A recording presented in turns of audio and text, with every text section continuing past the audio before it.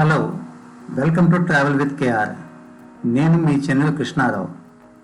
ఈరోజు మనం ఆంధ్రప్రదేశ్ విజయవాడలోని నగరం నడిబొడ్డున ఏర్పాటు చేసిన స్టాచ్యూ ఆఫ్ సోషల్ జస్టిస్, అదే బిఆర్ అంబేద్కర్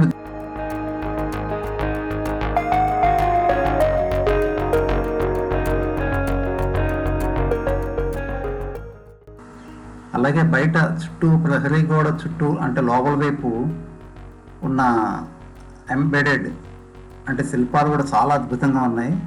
ఎన్ని ఫోటోలు తీసినా సరే చాలా తక్కువ అనిపించింది. అంత నాణ్యతగా ఉన్నాయి. ఏదో చేసామన్నట్టు కాకుండా తరతరాలకు నిలిచిపోయేట్టుగా అంబేద్కర్కి ఒక గౌరవం తెచ్చేలా, అంబేద్కర్ నుంచి ప్రతివారు తెలుసుకోవాలన్న ఉత్సాహం కలిగేలా లోపల షోలు కానీ ఆ చుట్టుపక్కల చిత్రాలు కానీ అవన్నీ కూడా చాలా అద్భుతంగా ఉన్నాయి. నేను ఒక పావు గంటలో చూసి వెళ్ళిపోదాం అనుకున్నాను.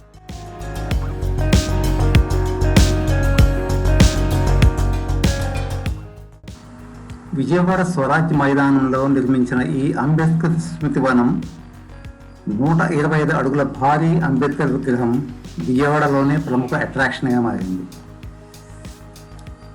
నవంబర్ 26 అంటే మన రాజ్యాంగ దినోత్సవం సందర్భంగా దీనిని వైఎస్ జగన్ గారు జాతికి అంకితం చేశారు.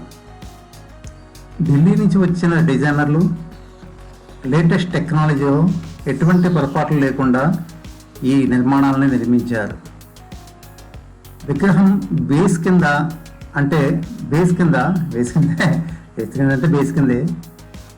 విగ్రహం బేస్ కింద బాగా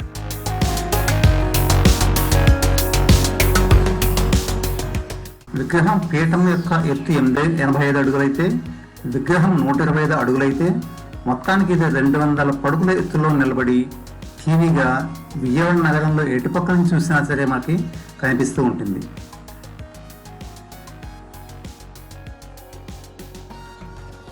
కాలచక్ర మహామండప భవనం లోపల విగ్రహం కింద అంబేద్కర్ జీవిత విశేషాలు తెలిపే ఒక సెంటర్ని బాగా డెవలప్ చేశారు. ఈ మ్యూజియంలో ప్రదర్శన కూడా వేస్తున్నారు.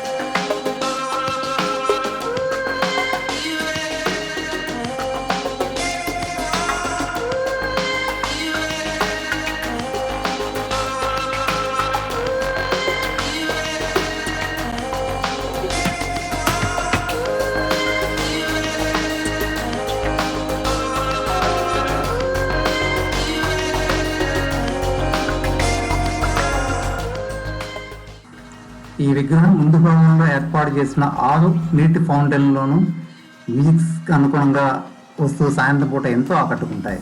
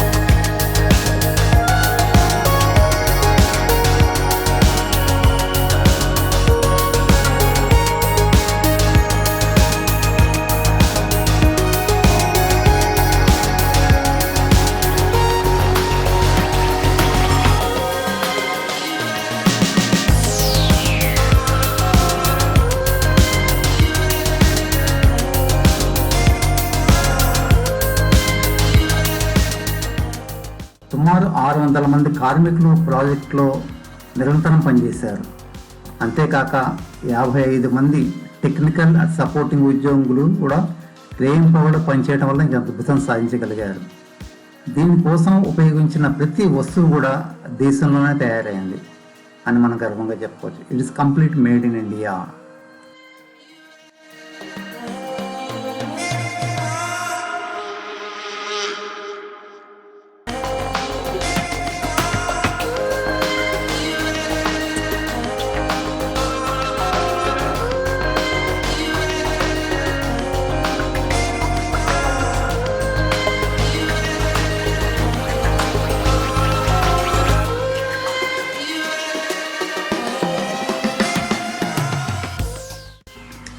అలాగే ఇక్కడికి వచ్చే సందర్శకుల కోసం అద్భుతమైన పార్కింగ్ ఏరియా కూడా ఉంది. సో దీంట్లో సుమారు 100 కార్లు, 100 ద్విచక్ర వాహనాలు అంటే స్కూటర్లు కూడా నిలుపుకునే పార్కింగ్ సౌకర్యం కూడా ఉంది మనకి ఇక్కడ.